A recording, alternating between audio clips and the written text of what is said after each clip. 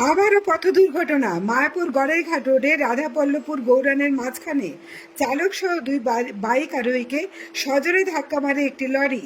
দুই বাইক আরোহী ছিটকে পড়ে যান রাস্তায়। সাধারণ মানুষজনের তৎপরতায় ঘটনাস্থল থেকে গুরুতর জখম অবস্থায় তাদের উদ্ধার করে আরামবাগে একটি বেসরকারি নার্সিংহোমে নিয়ে যাওয়া হয়। সেখানে একজনকে আশঙ্কাজনক অবস্থায় বর্ধমান মেডিকেল কলেজে স্থানান্তরিত করা হয়, কিন্তু রাস্তাতেই মৃত্যু হয় একরামুল মল্লিক নামে বছর 30-এর ওই যুবকের।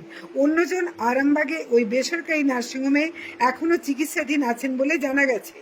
ঘাতক লরিটিকে খানাকুল থানা আটক করেছে। মায়াপুরের দিক থেকে গড়াইঘাট লাইনে যাচ্ছিল বাইকটি এবং গড়াইঘাট থেকে মায়াপুরের দিকে আসছিল লরিটি। বিস্তারিত দেখুন আরামবাগ থেকে কুশ কুমার পাড়ের রিপোর্ট, আরামবাগ টাইমস।